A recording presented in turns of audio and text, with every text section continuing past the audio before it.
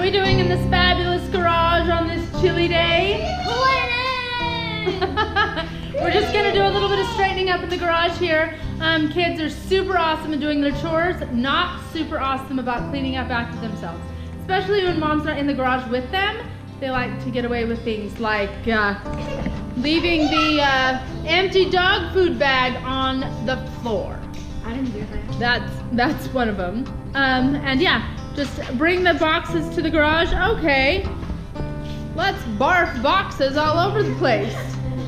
So, Well, there's nowhere else to put them. there's nowhere else to put them, she says. So, yeah.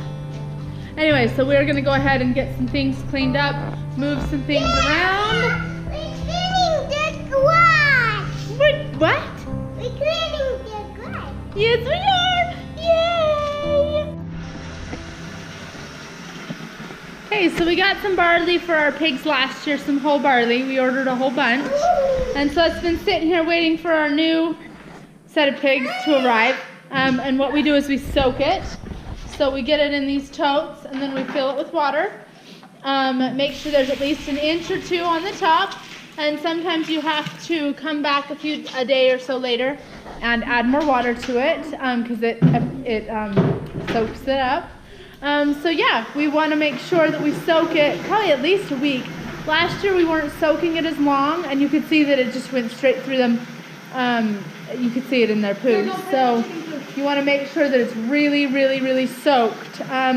So we're doing a mixture of rolled barley and whole barley, so they kind of get the best of both worlds. But stinker mice, looks like they've made a little nest in here.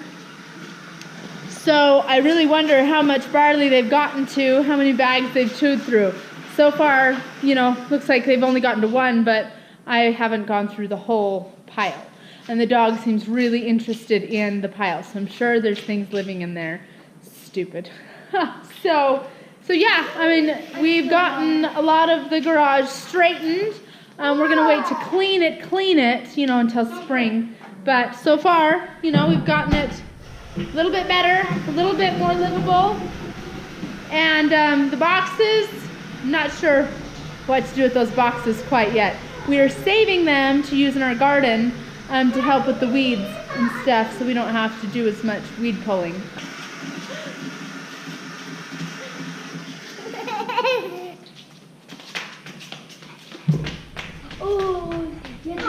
Move out of the way, please, guys. I'm gonna spill. You have to mix it with your hand. No, you just want to. It's fun. So this is the bin that we use to hold our chicken feed. And can I just demonstrate my favorite thing? When it's completely empty and the kids didn't tell me it was even low. Looks like I'm gonna head to the store for some feed wheat. And we do like to get a mix of bird seed.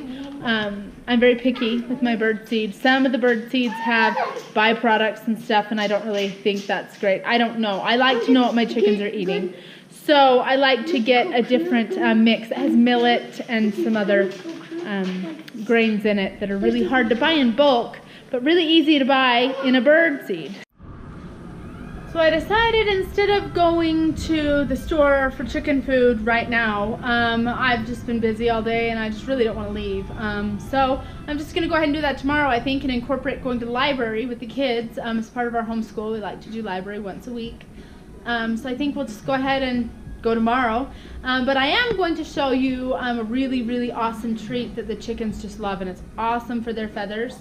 Especially now, a lot of them molt with the changing temperatures and the changing seasons. So this is a really great way to get a nice shine on their feathers. So I like to use black oiled sunflower seeds are a nice treat. But what is better is to sprout them.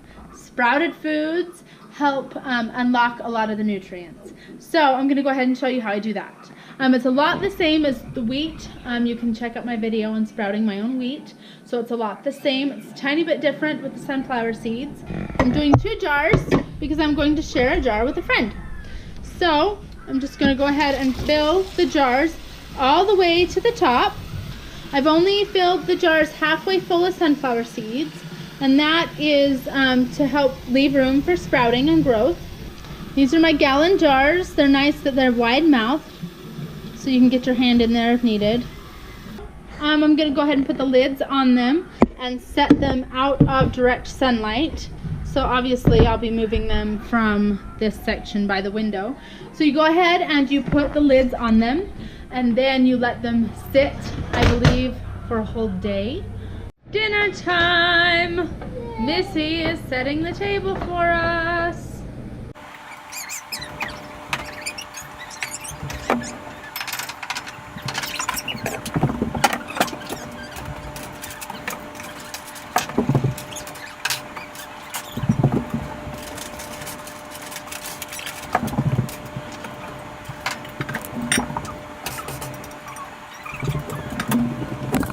So we tried a roasted garlic butternut squash soup for dinner tonight.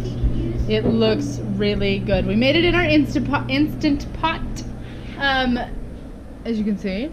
Anyway, so we did it, and then you just puree the butternut and everything in it, and it looks really good. We did substitute coconut cream instead of half and half, but it should be very tasty, we hope. Right, let's go get Emma and let's pray. It's what, Emma? It's super soupy. It's soup. Missy's going in for seconds. This is a good recipe. Recipe. Missy, it's hot. Nerd. I didn't know it was hot. It's Yeah, you nerd. soup. Hey, I am only allowed to call your sister a nerd. I guess it's a 1 thumbs up dinner. It would be 2 thumbs up if Dad was here with us, huh? No? You're saying thumbs down to dinner? You turkey. Well, I'm hoping next year, awesome. I'm hoping next year that our butternut squash soup will be from the garden. We were donated this butternut squash soup from wonderful people. We got some different squash donations from a bunch of different people. So I wish I knew exactly who the giver of this squash was, but we are grateful for it. Grateful for dinner! Yay!